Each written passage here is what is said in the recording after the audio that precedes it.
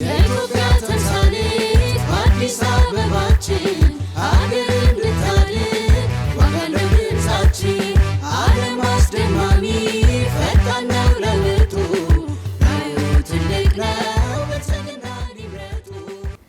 ብልጽግና ፓርቲያችን በመሰረቱ ህዝባዊ ፓርቲ ነው። ሰው ተኮር ነው። ብልጽግና ሰው ተኮርም ስለሆነ ሰው የሚሸት ስራ ነው እየሰራ ያለው ብልጽግና። ሰው የሚሸት ስራ እንደሰራ ደግሞ የምናየው እየኖርንበት ባለነው ከተማ እየመጣ ያለውን ልማት አይተን ነው። ለሰው ነው የተሰራው። የትራንስፖርት አክሰስ ለሰው ነው። የህዝብ መዝናኛዎች ለሰው ነው። የመኪና ተርሚናሎች ለሰው ነው። ትራንስፖርት ለሰው ነው፣ ለማንም አይደለም።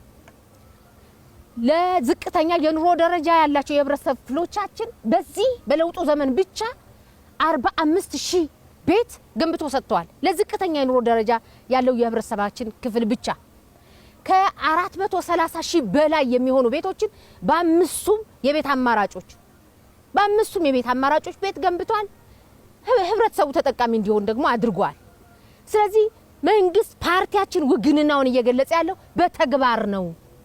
በተግባር ነው የሚለው ነገር በደንብ ሊያዝ ያስፈልጋል። ወንዞቻችን የወንጀለኞች መደበቂያነታቸው አሁንም ቀጥሏል ተብሎ የተነሳው ነገር ያው ይሄ በሚዛኑ ብናነሳው በጣም ጥሩ ነው ብዬ አስባለሁ። ይሄ የጉስቁልነት ዘበኝነት ነው ብዬ ነው መግለጽ የምፈልገው። ሌላ ሊባል ደግሞ ስለማይችል ወይም ደግሞ አሮጌውን ነገር መናፈቅ ነው፣ ሌላ አይደለም።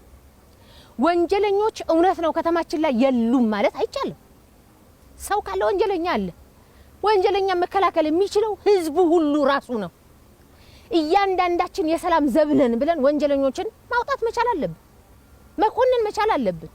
ከዛ በተረፈ ወንዞቻችን ግን አሁን ገዳይ አይደሉም፣ አሁን ቆሻሻ አይጣልባቸውም፣ አሁን ውቦች ናቸው፣ አሁን ማራኪዎች ናቸው፣ አሁን ልጆቻችን የሚንቦርቁበት ነውና በዚህ ብናየው በጣም መልካም ነው ብዬ አስባለሁ። የኢትዮጵያ ተምሳሌት አዲስ አበባችን አገር